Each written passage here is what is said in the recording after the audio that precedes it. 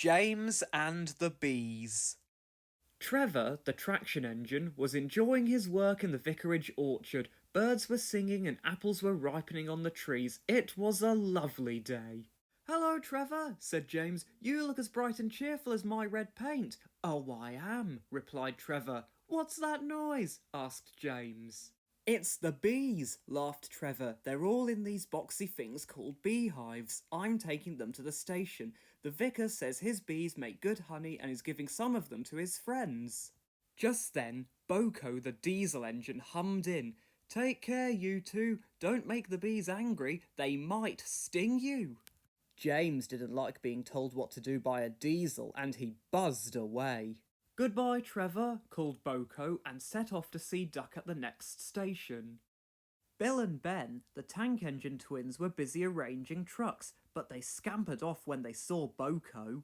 "I remember the first time I met those two," laughed Boko. "They nearly made my eyes pop out. Ed would soon put a stop to their games."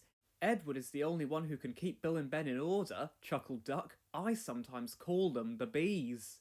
"A good name," replied Boko. "They're terrors when they start buzzing around." James bustled in. "What's that, Duck?" he snorted. "Are you afraid of bees? They're only insects after all, so don't let that buzzbox diesel tell you different." "His name is Boko and he didn't wait." "I wouldn't care," interrupted James. "If hundreds were swarming around, I'd just blow smoke and make them buzz off." "Buzz, buzz, buzz," retorted Duck.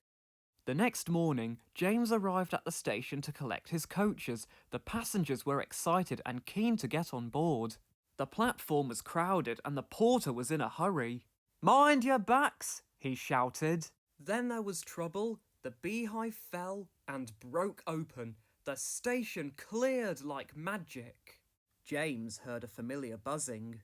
The bees were too cold to be cross, so they buzzed around the fireman hoping he'd mend their hive, but he didn't understand, nor did his driver. So the bees turned to James. His boiler was nice and warm. Buzz off, hissed James. One bee burnt his foot. "Ooh, ah, phew, phew." The bee thought James had burnt him on purpose. So it stung James right back on the nose. "Eee!" whistled James. He had had enough, so had his fireman and driver. They didn't notice till too late that they had left all their coaches behind. They tried everything to get rid of the bees. First they spun on the turntable, but to no avail. They tried washing them off, but the bees clung harder to James's warm boiler. Then they tried smoking them off by going through a long tunnel. But still the bees wouldn't go away. "It's no good, James," said his driver. "We'll just have to go back to the orchard and fetch another hive." James's reply was drowned by the sound of buzzing. The vicar was waiting anxiously for James. When he arrived, the bees swarmed straight into their new home. "Come on, James," said his driver. "What you need now is a good hose down." Later that evening, James was resting in the shed when the vicar came to see him. "Thank you for saving my bees," he said. "It's a pity it's not Christmas, then we could call you James the Red-Nosed Engine." Everyone laughed, even James. But instead they decided to call James the Bee's Knees, which means they thought he was more useful than ever.